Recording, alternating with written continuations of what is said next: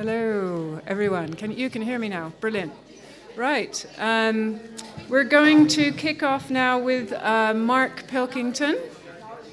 He is the author of Mirage Men, A Journey into Disinformation, Paranoia and UFOs, and wrote a documentary film of the same name. Mark runs Strange Attractor Press, and he's currently in the early stages of writing a new book about UFO belief and its impact on our cultures. Mark's got a lot of information to give us, so this is going to be really interesting. During the lunch break, we're going to allow Mark to do a quick Q&A question because he's not able to stay here for the Q&A later, so I will come back up and we can kick that off during the lunch break. But please grab your seats, turn your mobile phones to silent as a bit of a reminder, and put your hands together for Mark Pilkington. Thank you, Claire. Thank you, Miles, for inviting me, and thank you all for coming. Welcome to the village. I just live over the road, so this is quite convenient.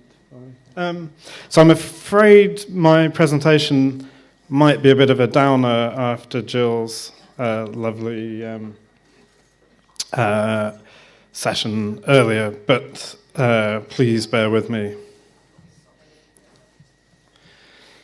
So, UFOs, a national security issue, or the Robertson panel was right, and all will become clear shortly. Okay. The Scientific Advisory Panel on UFOs, convened by the CIA in January 1953, stated, "The evidence presented on unidentified flying objects shows no indication that these phenomena constitute a direct physical threat to national security." The US Air Force Project Blue Book, 1969. No UFO reported, investigated, or evaluated by the Air Force has ever given any indication of threat to our national security. The Unidentified Aerial Phenomena in the UK Air Defence Region Executive Summary, aka Project Condign, February 2000. There was no evidence that any UAP seen in the UK Air Defence Region are incursions by air objects of any intelligent, extraterrestrial, or foreign origin, or that they represent any hostile intent. It should no longer be a requirement to monitor UAP reports, as they do not demonstrably provide useful information to defense intelligence. And the US Office of the Director of National Intelligence Preliminary Assessment on Unidentified Aerial Phenomena from June 2021. UAP clearly pose a safety of flight issue and may pose a challenge to US national security. Safety concerns primarily center on aviators contending with an increasingly cluttered air domain. UAP would also represent a national security challenge if they are foreign adversary collection platforms or provide evidence of a potential adversary has developed either a breakthrough or disruptive technology. So we have 4 reports there spanning almost the entire extent of what we think of as the UFO era, from the early days of the Cold War to the present. And clearly something has shifted between Project Condign in the year 2000 and the US ODNI report from a couple of years ago, and the full report was produced this year. It's important to note that 2 of these reports were also highly secret. So these declarations of the sort of non-threatening nature of UAPs were intended for internal eyes only. This wasn't some kind of public relations exercise, or at least not yet. So the 1953 Robertson panel, which we can't see here, was convened by the CIA following a dramatic wave of sightings in the US in 1952.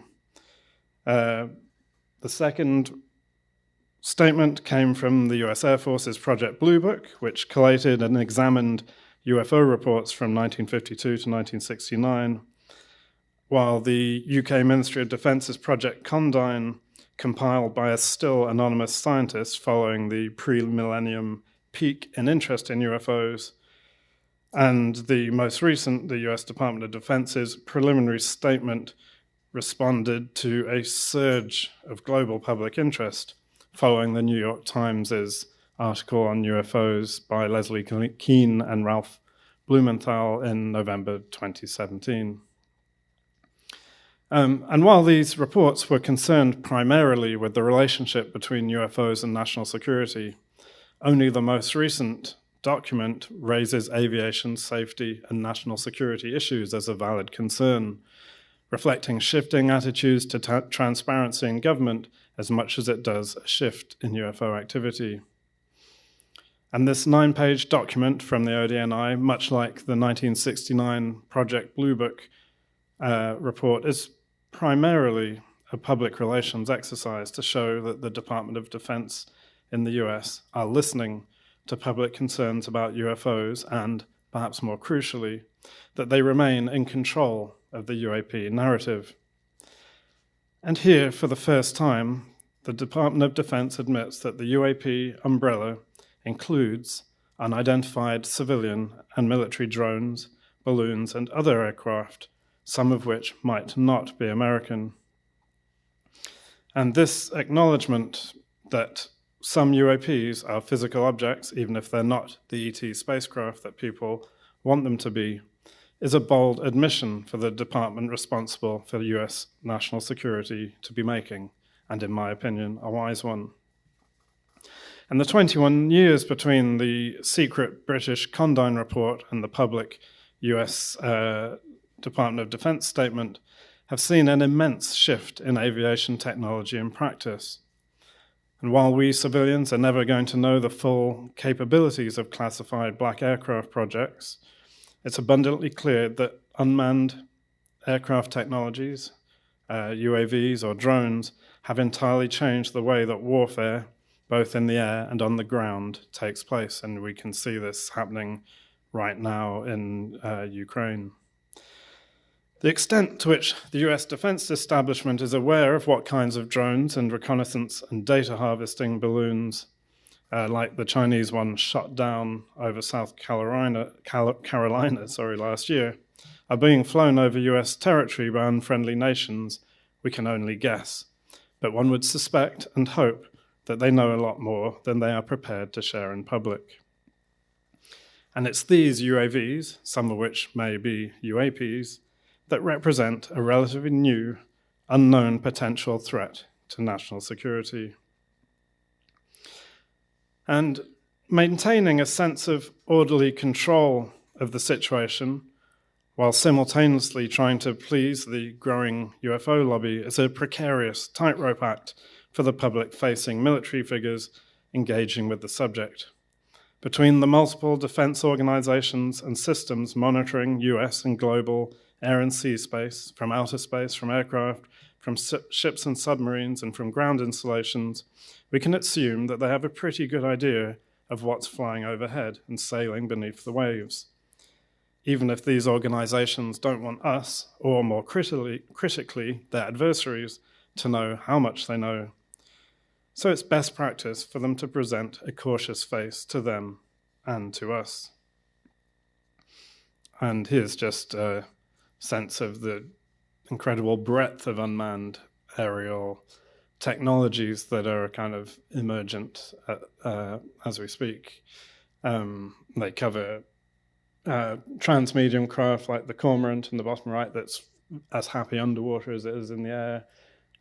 Drone swarms, which are increasingly part of the kind of aerial landscape, and some curiosities like spherical drones, and this sort of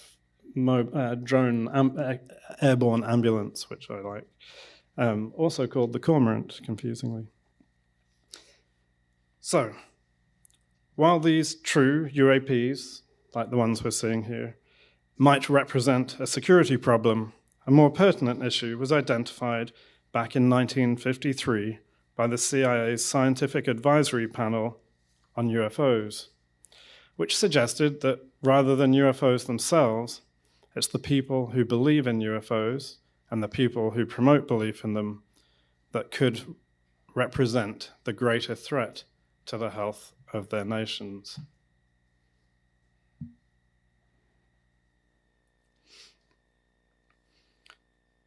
There are some folks who are very fed up in the Special Operations Forces community who are going to move, and that can be dangerous and could result, frankly, in a bloodbath. That was UFO lobbyist Stephen Greer speaking in June of last year on a YouTube chat show. It's becoming obvious that the US government has made contact with non-human beings. So why are they lying to us about it? And that's former Fox News reporter Tucker Carlson, seen here, with American whistleblower David Grush last December.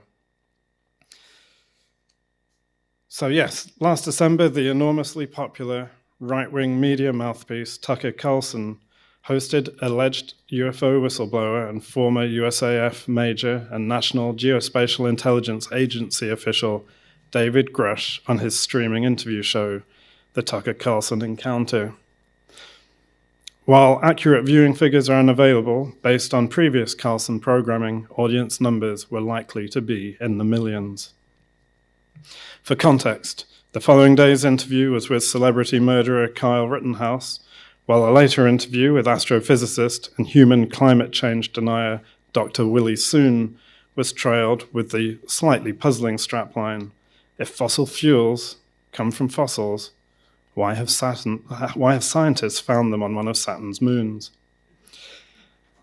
A few weeks later, Carlson would be interviewing Vladimir Putin, singing his praises and those of Russian supermarkets and subways.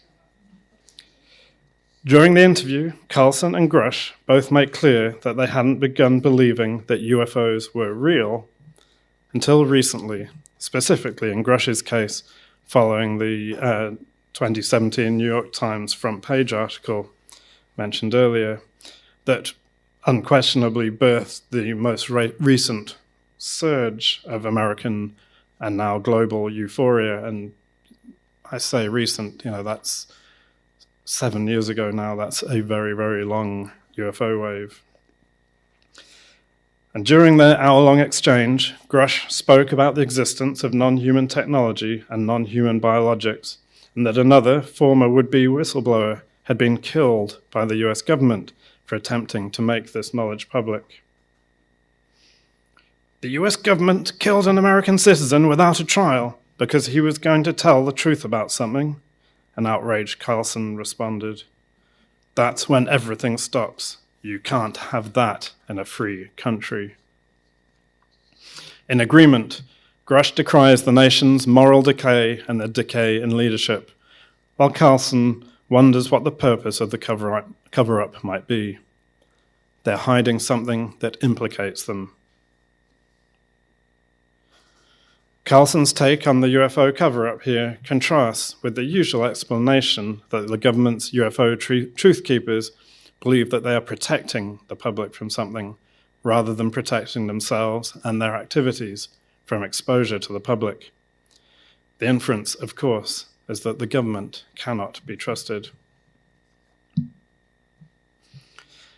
A few months before, as Grush's presentation to the US Congress was capturing the world's media attention, Stephen Greer, seen here with some colleagues shining lasers into the sky, a former emergency ward technician who has been professionally fundraising and lobbying the US government for over 3 decades, conducted several interviews with online counterculture personalities, including Sean Ryan, Billy Carson, and Vlad TV.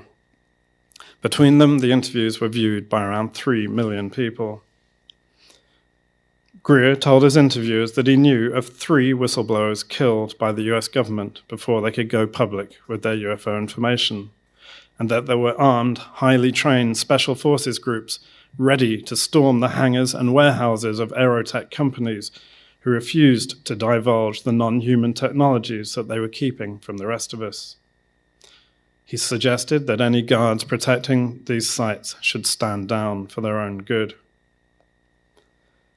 Greer has claimed to be one of the key sources for the UFO information that David Grush presented to Congress, and it appears that this is accurate.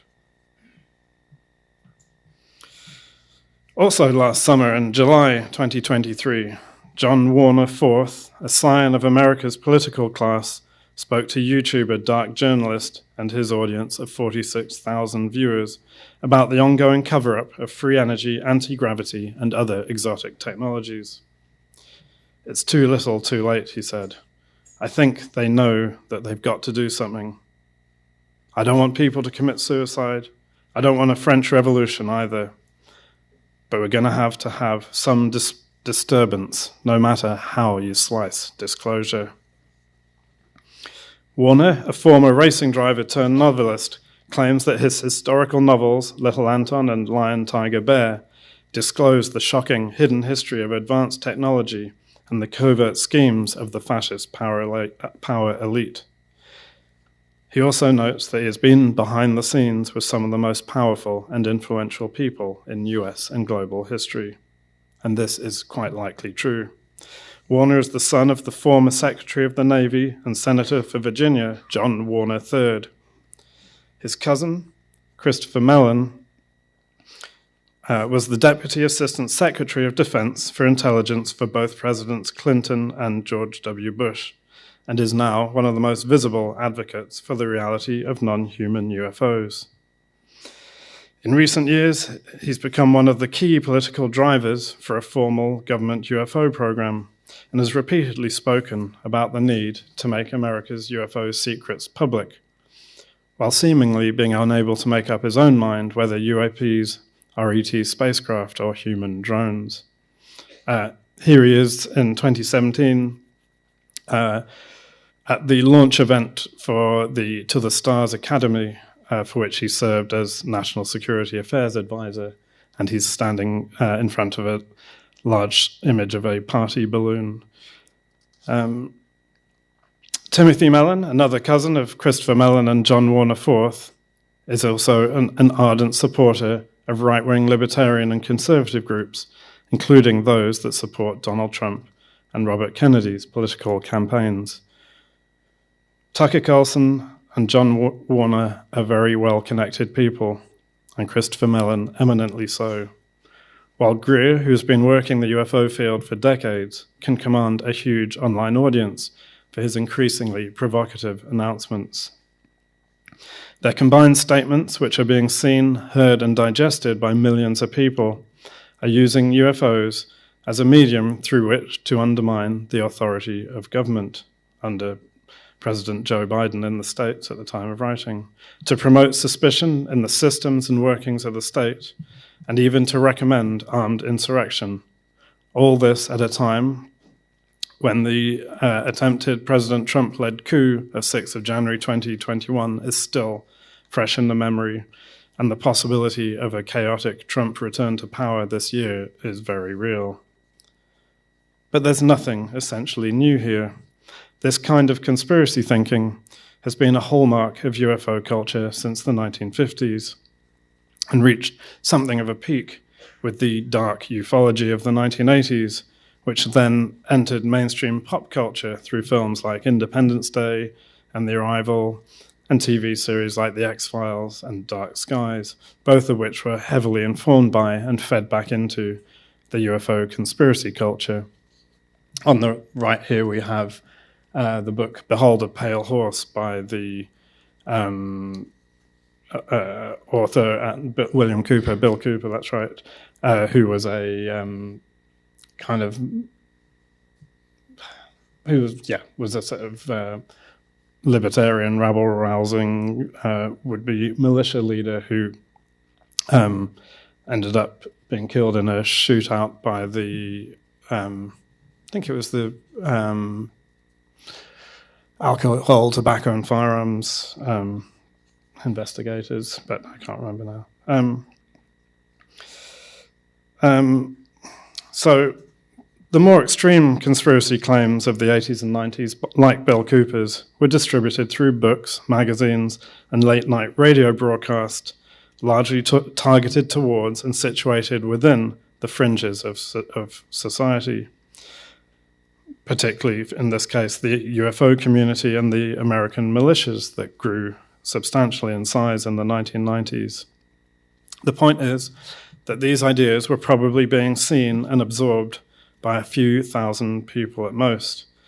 And by the time the tales had reached vast audiences through popular TV and film, like The X-Files, they'd been largely sanitized by being categorized as fiction, even if there was the hint that some of the fictions were based in some kind of reality.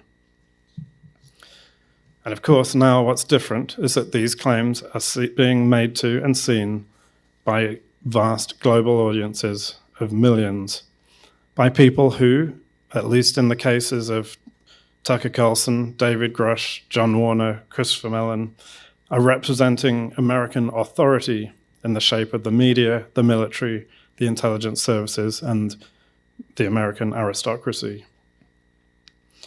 To many observers, myself included, this is a form of information warfare, a weaponization of folklore and a significant amplification of something that concerned America's self-proclaimed guardians following the first large waves of cross-media UFO activity 80 years ago, and would provoke the CIA into making its first ventures into the UFO arena. But first, a little digression.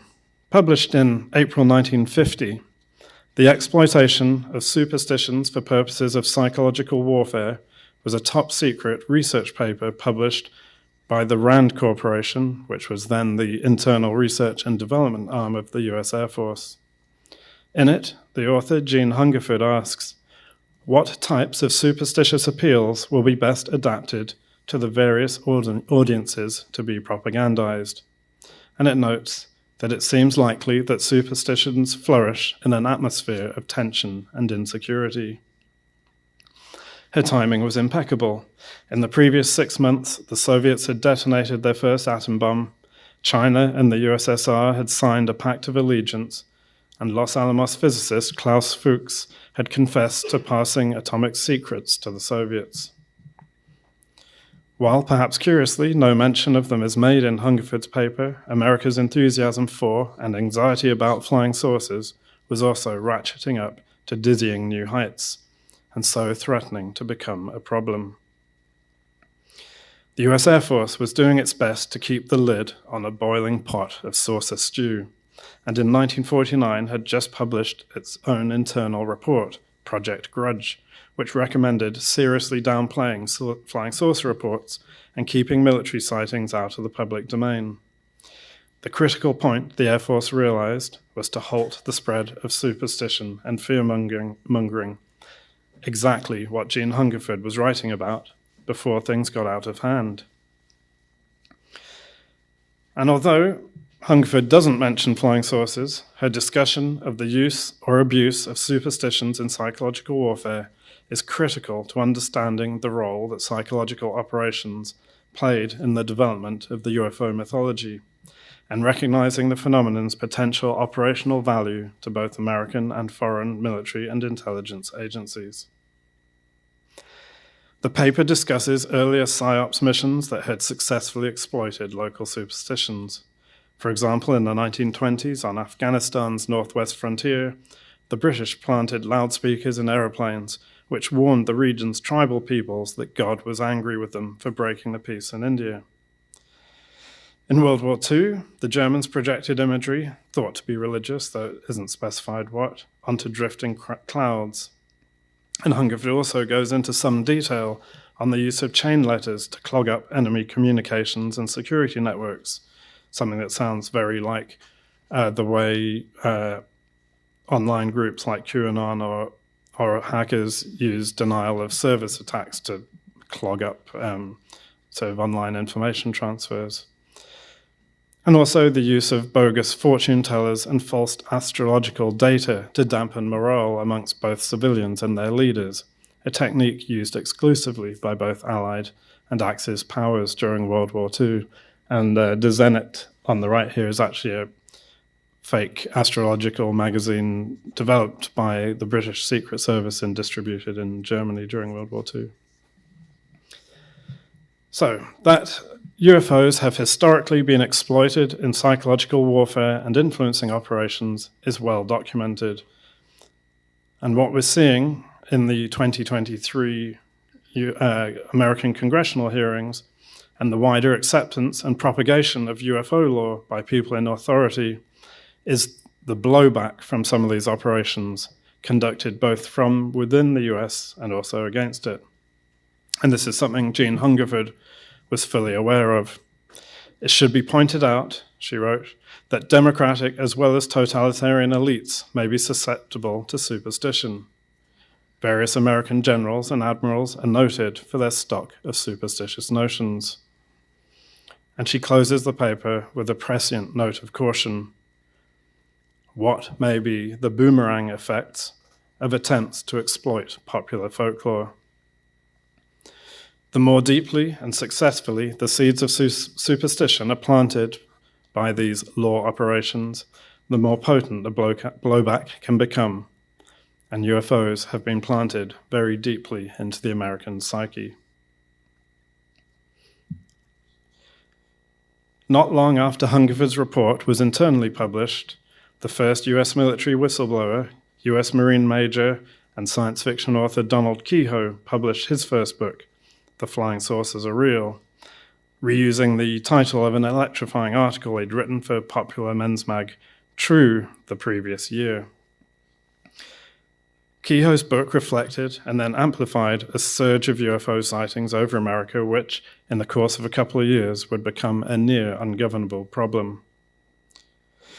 This UFO surge, or wave, as they would be termed, was the result of several factors. Cold War tensions were escalating dramatically, with the detonation of Russia's first atomic bomb, and the highly secret Venona project had identified Soviet agents laced throughout the US government and military establishments, while the proxy war in Korea a year later resulted in American army fatalities and prisoners on foreign soil just 3 years after World War II had ended. And at a time when media consumption was considerably more focused than it is today, a flurry of media reports had created a dramatic surge of UFO sightings, which dipped slightly in 1950, perhaps as the new war in Korea drew the media's and so the public's attention elsewhere. But the UFOs didn't go away. Robert Wise's 1951 film, The Day the Earth Stood Still, projected a Christian allegory through a UFO-shaped lens, with its alien Jesus, Klaatu, visiting Washington, D.C., in a streamlined flying saucer with pristine interiors, co-designed by Frank Lloyd Wright to force the world's government's leaders into creating peace on Earth. A peace enforced by a robot policeman, Gort, who was also a walking atomic bomb. While the film was only moderately successful in box office terms, its anti-bomb message and its implicit affirmation of America's role as the world's atomic policeman and the center of all things UFO would shape the culture for generations to come, and also directly influenced UFO law by a group of people collectively known as contactees, who claimed to have had direct contact with largely benign space beings visiting our Earth, many of whom, like Klaatu, preached an anti-atomic bomb message. More immediately impactful, with a circulation of around 13 million copies a week, was the April 7th, 1952 issue of Life magazine, which featured America's future sweetheart, the 26-year-old Marilyn Monroe, on the cover, and above her the striking announcement, "There is a case for interplanetary sources." The concluding message of the 6-page article, Have We Visitors from Space?, was unambiguous. They are not psychological phenomena. They are not the product of US research. They are not a Russian development. They are not distortions of the atmosphere resulting from atomic activity. They are not skyhook balloons. Why the US Air Force would seek to promote ideas of visitors from space at this time remains a valid question, and one that I've attempted to tackle in my book, Mirage Men. But a key point would be the desire to publicly control and take ownership of the flying saucer problem, and perhaps most importantly, reassure the readers of America's best-selling magazine, including those in or communicating with the Soviet Union, that these were neither secret US aircraft nor Soviet ones invading US airspace. Aliens like Klaatu, who didn't seem to be doing anyone any harm at this point, were possibly the least worrying answer. As a result of the Life magazine article, there was an incredible surge of UFO sightings and, most importantly, newspaper reports, with 16,000 items about UFOs carried in the US newspapers that year. And Captain Edward Ruppelt, who ran the US Air Force's UFO investigation program, Project Blue Book, declared that the situation was making his work almost impossible. And things only got worse that July, when what appeared to be fleets of unknown aircraft flew over Washington, D.C., were tracked on radar and caused interceptor jets to be scrambled after them. And there are compelling reasons to suspect, as Ruppelt himself did, that these events were manipulated to demonstrate a point or perhaps a new technology. But the end result was a news story and photographs that would travel around the world and create the largest US Air Force news conference since World War II. And while the US Air Force seemed to be focused on the nuts and bolts of the UFO problem, it was the marketing minds of the CIA who brought a more cerebral approach to the larger issues at hand, and one that the US Air Force, wittingly or unwittingly, was playing into with its pursuit of UFOs. An August 1952 internal CIA report noted with concern, "We have found not one report or comment, even satirical, in the Russian press. This could only result from an official policy decision, and of course raises the question of why and of whether or not these sightings could be used from a psychological warfare point of view, either offensively or defensively." The memo also noted that perhaps we, from an intelligence point of view, should watch for any indication of Russian efforts to capitalize upon this present American credulity. And just to remind you, this is being noted at a time when there are almost 200,000 UFO items being carried in the American news. So earlier that year, the CIA's director, Walter B. Smith, had written to the director of the Psychological Strategy Board, which was partly involved with sort of managing America's appearance overseas via the media, that the problems associated with unidentified flying objects appear to have implications for psychological warfare as well as for intelligence and operations.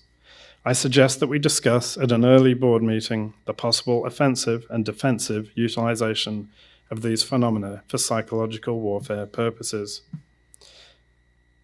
His concerns were prescient. That summer saw the largest ever surge of UFO sightings and media reporting on the subject in America. Ruppelt counted 886 reports made to the US Air Force between June and October, 149 more than they'd received in entirety since the project had begun in 1947. And by the end of this tumultuous year of saucer mania, the CIA convened a working group under Howard Robertson, a distinguished physicist and CIA consultant who had interrogated German V-2 rocket scientists in World War II and now worked in weapons system evaluation for the Defense Department. His panel included a nuclear physicist, astrophysicist, missile and radar experts, the astronomer J. Allen Hynek, who would later come to be forever associated with UFOs, and here he is in Close Encounters of the Third Kind, as well as other scientific and technical specialists.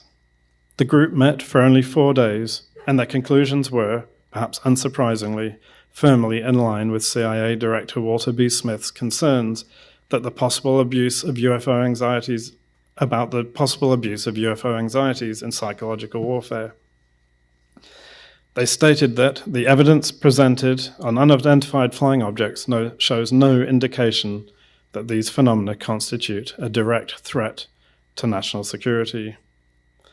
But the continued emphasis on the reporting of these phenomena does, in these parlous times, result in a threat to the orderly functioning of the protective organs of the body politic. We cite as examples the clogging of channels of communication by irrelevant reports, and the danger of being led by continued false alarms to ignore real indications of hostile actions, as well as the cultivation of a morbid national psychology in which skillful hostile propaganda could induce hysterical behavior and harmful distrust of duly constituted authority. Sound familiar?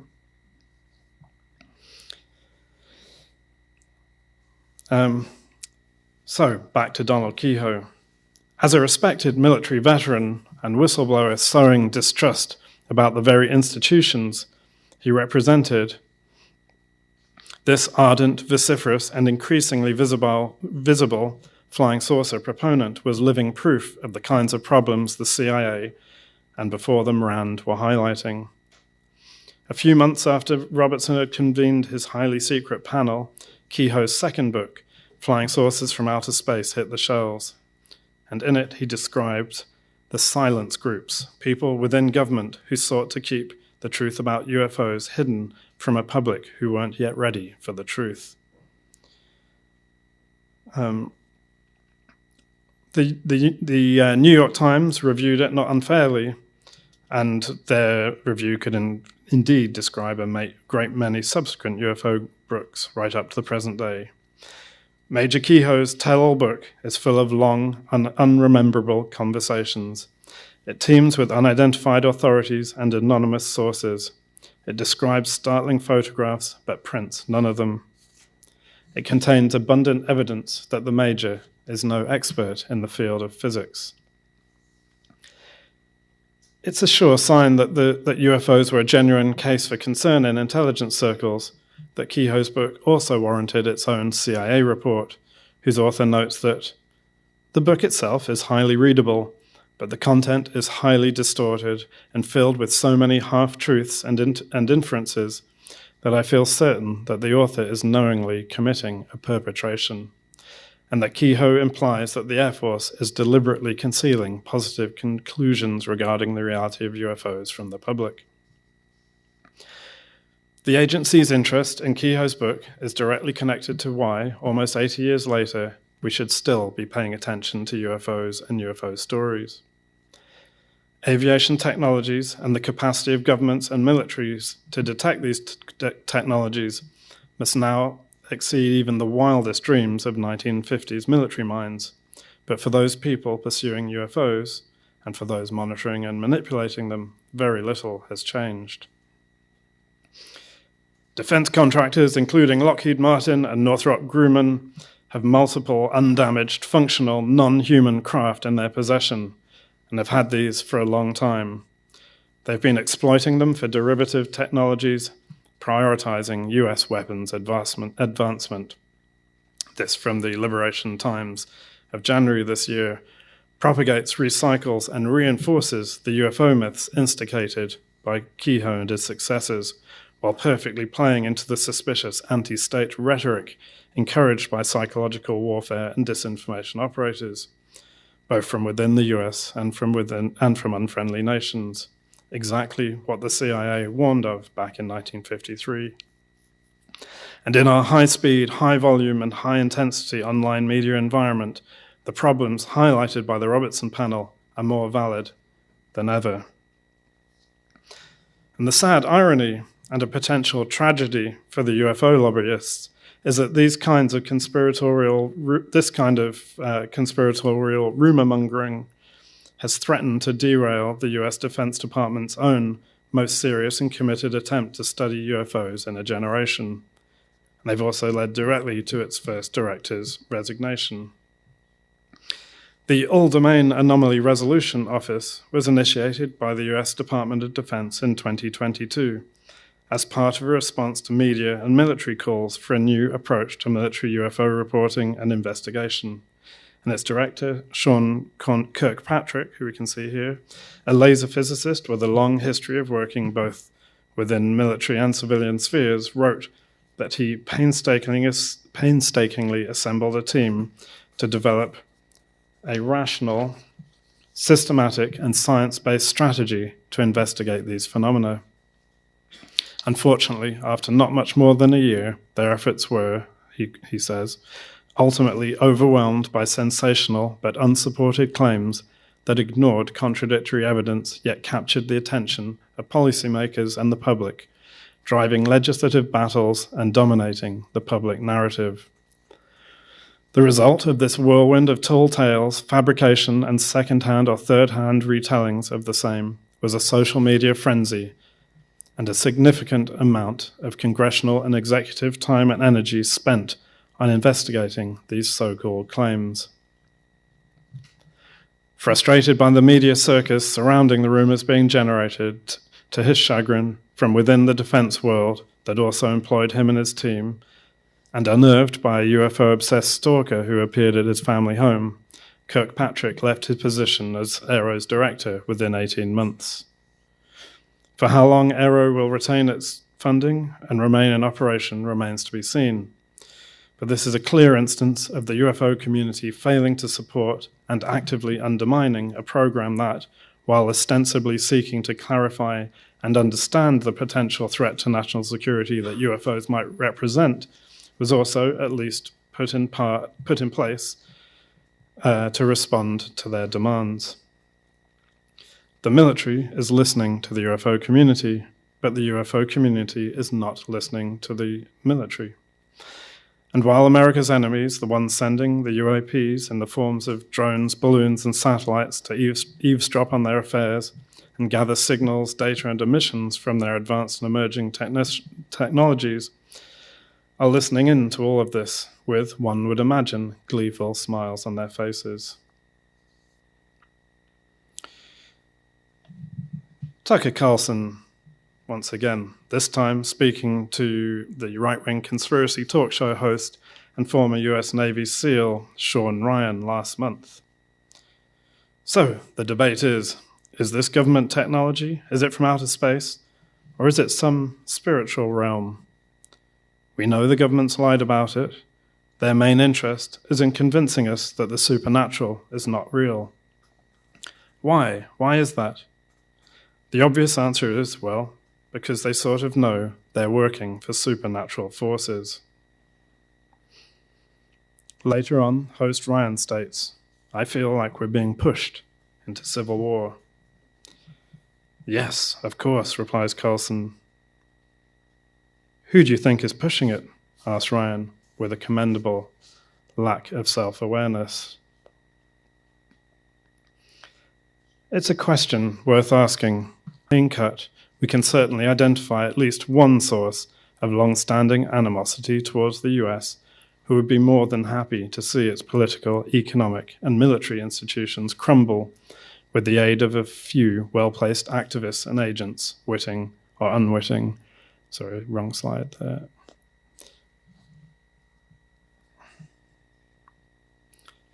Here we see our friend Tucker. Oh, what's happened? Sorry. It's that one. Here we see our friend Tucker on a visit to Moscow earlier this year, where he marveled at the grandeur and cleanliness of its subways, and I've been there, and yes, they are indeed magnificent, the efficiency of their shopping carts, and the delicious aroma of their baked goods. He also got to meet the president, Vladimir Putin, and serve as his mouthpiece via his online channels. And while it's easy for some of us to chuckle at Carlson, there may well come a day when, for instance, he's seeking a more direct political role in US government, perhaps even the presidency, when his admiration for Putin's Russia might not seem so funny. Russia famously plays a long game, as do its sometime economic and military allies in China, and both would like nothing more than to see the balance of global power shift away from the US, Western Europe, and NATO in their direction. Russian influence operations, which it's now unequivocally clear included helping to engineer the Brexit vote and putting Donald Trump into the presidency, near synchronous events that significantly weakened the US, the UK, and Europe, both internally and globally, are always looking to exploit weak spots and probe pressure points in the smooth workings of their enemies' governments. Amplifying internal suspicions, questioning and rewriting political and historical narratives, undermining faith in the processes of democracy, supporting and encouraging dissent, and anti-structural and straight-up terrorist organizations, finding new ways to tear holes in the fragile fabric of society. All of these things, however small, comical, or insignificant they may seem, can be bent to work to the advantage of unfriendly nations. Information warfare and cultural warfare were always central to the Cold War playbook on both sides of the Iron Curtain, and our total immersion in online cultures over the past decade or so have brought these battles into the fore of public consciousness like never before. UFOs and the gamut of other endlessly emergent conspiracy notions, from stories spread about 5G, microchip vaccines, 15-minute cities, ultra-low emission zones, to extreme anxieties about surrounding engineered pandemics, immigration, transphobia, ultimately work together to disrupt, grind down, and potentially even break functioning communities and even societies and nations for good. And of course, I'm not saying for a second that Putin's FSB is directing the actions or words of Stephen Greer, David Grush, Tucker Carlson, and others. The point is that they don't need to. The UFO virus was seeded long ago at the start of the Cold War, and it was seeded, at least in part, there can be little doubt, by US information warriors.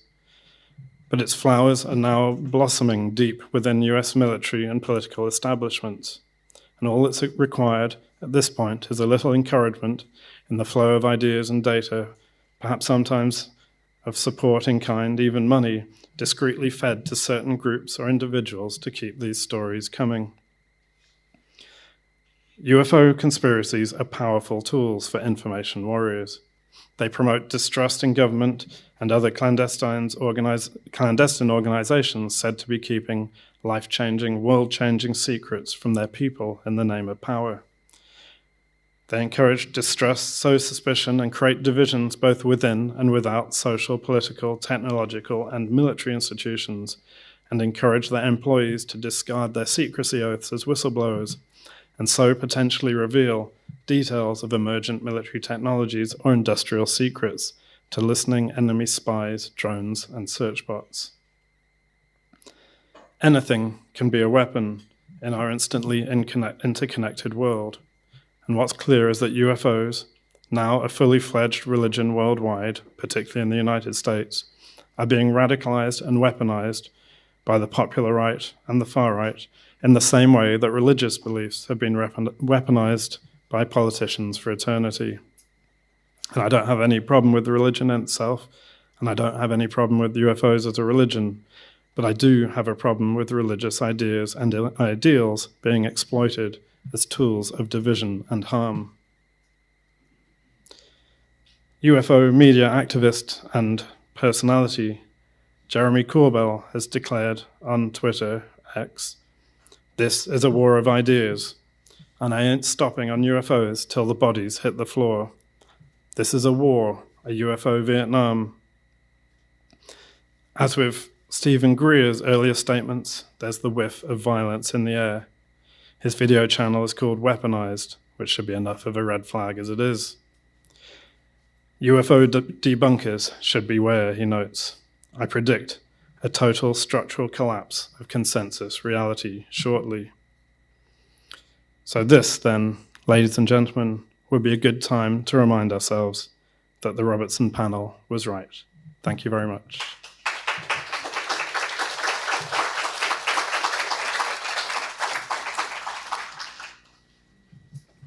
Thank you for listening.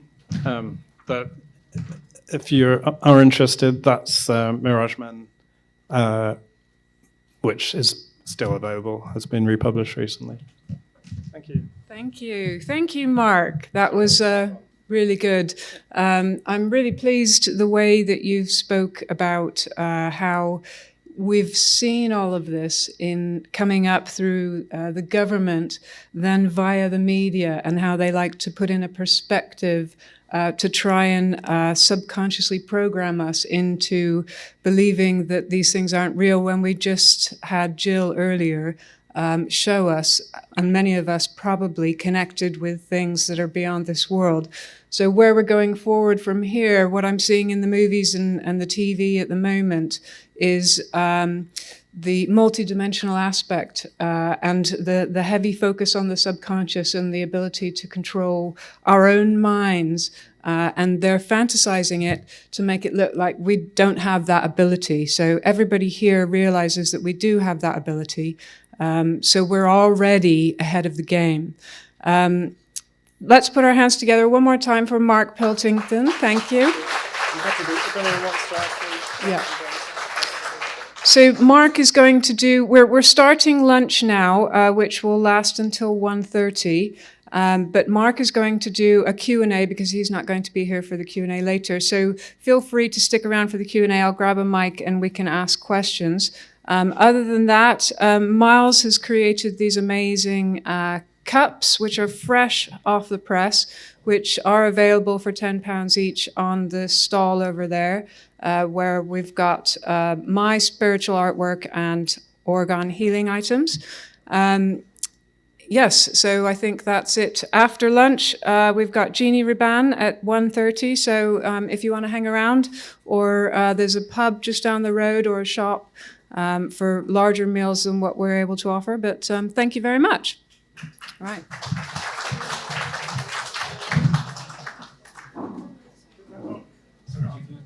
Yeah, does anyone have any comments or questions? Or if I'm happy to chat in person with people as well.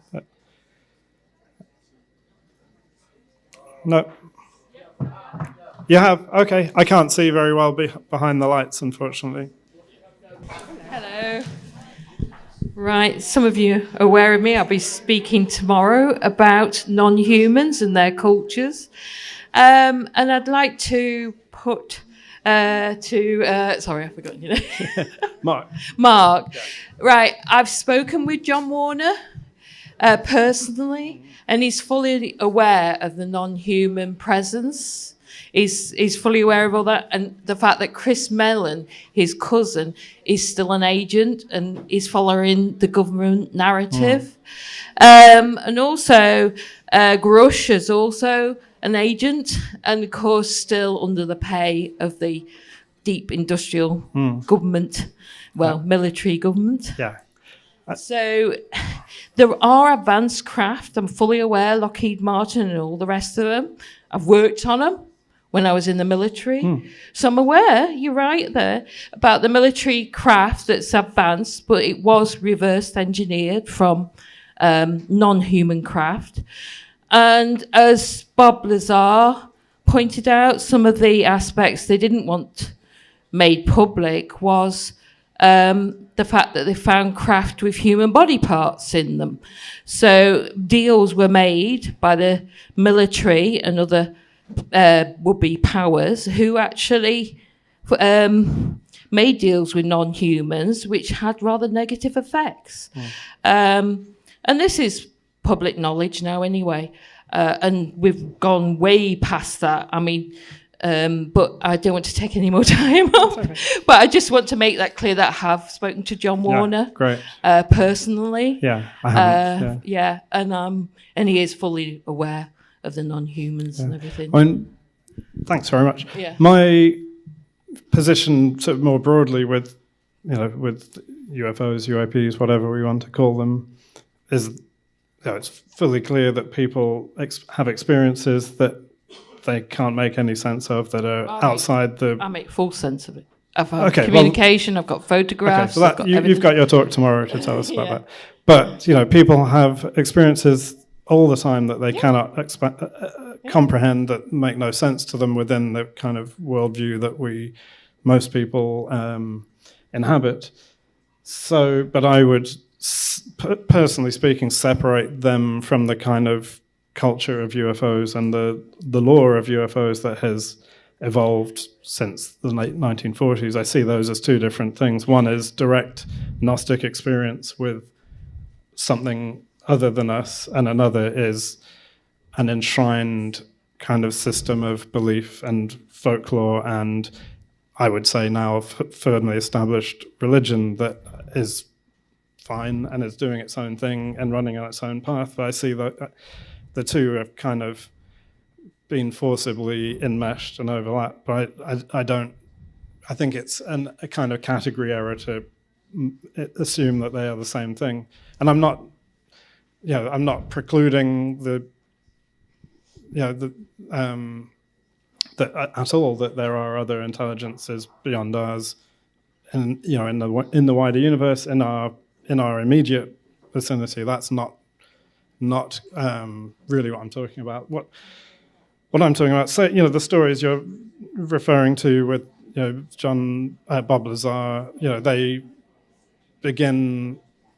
sort of circulated in the 1980s with people like Bill Cooper, John Lear, and were sort of then fed out again through the internet and distributed sort of samizdat zines and things. But they're stories. They're not. There's a lot events. of CIA disclosure now. If you go into the CIA documents, they're increasingly disclosing a lot of the craft that they've come across and things like that. Okay. The Dark Journalist covers a lot of declassified documentation that covers all that aspect. So there is a lot out there, actually. Sure. No, I don't in know. Public arena. Right. Yeah, I mean, and as I say, I'm just sort of trying to separate out what's essentially what Jean Hungerford was talking about, sort of folklore and stories that are passed down, very powerfully passed down through, within now military circles, within the military establishment. And each time these stories are passed down, they become reinforced and become more potent, and especially in kind of military cultures where there's a strictly vertical hierarchy of trust and authority. And so if someone you trust and consider an authority figure tells you that, that say there are crashed spacecraft in the US government possession with human body parts on them, you are going to believe it. And that's how these stories kind of propagate and circulate. And they've now had 4 generations to do so. And that's why they are so powerful and effective, and why we are seeing people like David Grush, we don't know his full motivations, but he's clearly had his head turned by people he trusts and believes, and took this forwards I believe in good faith, to take it as far as it became. And he's backed up again by generations of storytelling and folklore and so religious transmission, essentially. So I think that's what we're seeing now. The seeds planted in the late 1940s, early 1950s are basically a flourishing garden, or even a jungle, in the public consciousness now. Yeah, there's a big difference between fantastical programming with an agenda behind it and reality. Yeah. Have we got any other questions? Yes? I can reach about here. I might be able to reach you. Oh, it's sitting down? Yes. Oh, hello there. Thank you very much for your talk. Thank you. I would have believed every single word that you'd said up until about 3 months ago when I heard about Gary Waterman and what he's exposed with regard to the fraud around Companies House. And he's linked Putin, Zelensky, Trump, the whole lot of them, into the same fraudulent companies knowingly. And they're all working together. And I believe that the whole thing that we're going through is a psyop. It's a psyop to get us all to be fighting one another, whereas we're actually all fighting every government, and it's to get us to accept this new world order, new world government. And that's what it's all about. But don't believe that Putin and Trump and Zelensky are our enemies, because they're not. Okay. They're all paid into the same fraudulent companies. Okay, certainly don't believe that Trump and Putin are enemies, but I haven't come across Gary Waterman, so I will have a look at his research. Thank you. Any other questions? Sorry. No? No other questions? Well, thank you very much. I'll stick around for a few minutes anyway. Yes, and have a chat. Thanks. And everyone enjoy their lunch.